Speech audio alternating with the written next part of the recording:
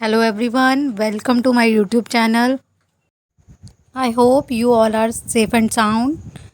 After lockdown, this is our first class.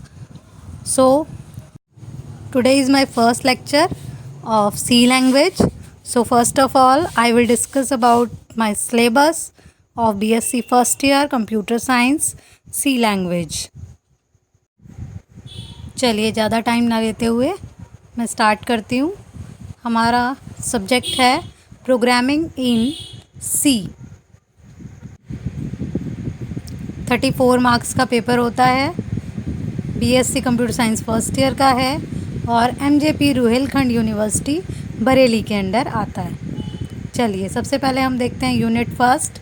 Unit first में पहला topic है historical development, character set, constant, variables, keywords, identifications, data types, expression and operators, qualifiers, integers and float conversions, type conversion and operator precedence.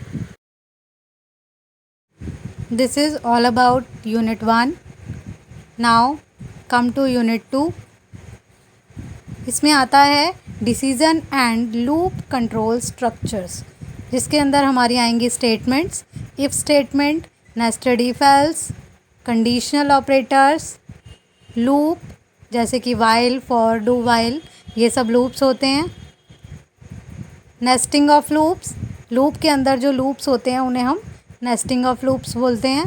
Break statement, continue statement, decision using switch and go to, ये सारी हमारी statements होती हैं, control structures के under आते हैं ये सब. यूनिट थर्ड पे आए. अब हम थर्ड यूनिट में हमारे आएगा फंक्शंस, एरे एंड स्ट्रिंग. ये तीनों अलग अलग टॉपिक्स हैं. पहले फंक्शंस के बारे में पढ़ेंगे, फिर एरे और उसके बाद स्ट्रिंग. फंक्शन में हमारे आते हैं function prototype, function main, user defined function, library function, recursion, scope of storage, classes, call by value, call by reference, arrays, ये अलग टॉपिक है. Array 1 dimensional and 2 dimensional array. इसके बाद टॉपिक आया next introduction to string. String में हमारा आता है reading a character, writing a character, standard library string function. इनसे रिलेटेड प्रोग्राम्स भी होते हैं. एरे के भी प्रोग्राम्स होंगे, फंक्शंस के प्रोग्राम होंगे. Now come to unit 4. Unit 4 में आएगा आपके स्ट्रक्चर एंड यूनियन. ये भी अपने आप में सिंगल अलग से टॉपिक्स हैं. स्ट्रक्चर एंड यूनियन में आएगा आपका declaration and initialisation of structure, nested structure, array of structure and union. Next unit fifth. Unit fifth में पॉइंटर. पॉइंटर एक टॉपिक है आपका अलग से, उसको अलग से इम्प्लीमेंट कैसे करना है वो हम इस यूनिट में बताएंगे. लास्ट है file handling in C and binary and sequential files. ये थोड़ा थियोरेटिकल पार्ट आ जाएगा आपका, फाइल्स को कैसे हैंडल करना है हमें. नेक्स्ट रेफरेंस बुक्स हमारे पास यहाँ पर नीचे हमने लिखी हुई हैं. एक है computer fundamental by P K Sinha. Next book है आपकी programming in C by E Balagurusamy. Third book है let us C, Yashwant Kanetkar. ये आपकी 3 बुक्स हैं. इनमें से आप कोई सी भी ले सकते हैं, तीनों को यूज़ कर सकते हैं. जहाँ से जो टॉपिक आपको अच्छा लगता है वहाँ से वो आप कर सकते हैं.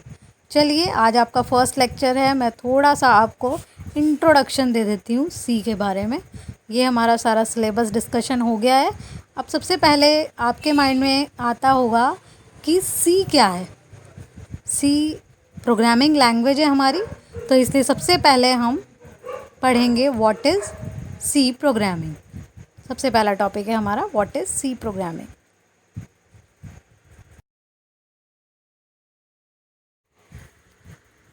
C programming is a general purpose procedural imperative computer programming language developed in 1972 by Dennis M. Ritchie at the Bell Telephone Laboratories.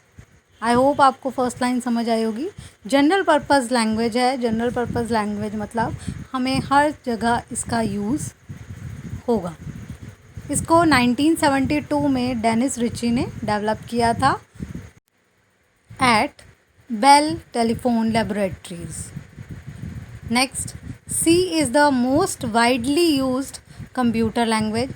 First language है कंप्यूटर की, इसलिए सबसे ज़्यादा यूज़ होती है। It keeps fluctuating at number 1 scale of popularity along with Java programming language. Java programming language भी होती है, जैसे सी लैंग्वेज है वैसे ही जावा लैंग्वेज है, उसके साथ ये फ्लक्चुएट होती रहती है फर्स्ट नंबर पे, इसलिए ये हमारी इक्वली इम्पॉर्टेंट है। जैसे कि जावा इम्पॉर्टेंट है, ऐसे ही सी लैंग्वेज भी हमारी उतनी ही इम्पॉर्टेंट है। Now introduction to C programming. इसमें सबसे पहला तो पॉइंट मैंने वही बताया जो अभी आपको मैंने ऊपर डिस्कस किया है। फ्लेक्सिबल लैंग्वेज है, सब जगह यूज़ होती है, सिंपल लैंग्वेज है। सेकंड है हमारे पास 1972 एंड 73 के बीच में ये डेवलप हुई थी by Dennis Ritchie at Bell telephone laboratories. Third point है C is machine independent language. It means programs can be written in English language which is simple, easy to understand. Next is structured programming language. It means C language का एक particular अपना structure होता है जो कि हमें follow करना पड़ता है, तो इसलिए structured programming language भी है। Now next point है हमारा, we can say C is the base of programming language. If you know C language, you can easily grasp the knowledge of other programming languages that use the concept of C. C language अगर हम एक बार सीख लेते हैं तो हम other languages जो C से रिलेटेड हैं उनको easily grasp कर पाते हैं, उनके टॉपिक्स को easily समझ पाते हैं। नेक्स्ट हमारे आगे केस सेंसिटिव लैंग्वेज है, low level access to memory है, सिंपल सेट ऑफ कीवर्ड्स हैं, 32 कीवर्ड्स होते हैं इसके अंदर, फिक्स्ड कीवर्ड्स होते हैं। नेक्स्ट है हमारा पोर्टेबल लैंग्वेज है, ये किसी भी प्लेटफॉर्म पर यूज़ हो जाती है।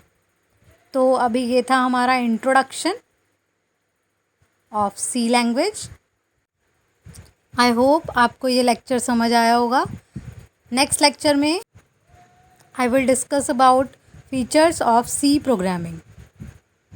अगर आपको कोई डाउट है तो आप कमेंट्स में पूछ सकते हैं या नेक्स्ट लेक्चर में आप डिस्कस कर सकते हैं।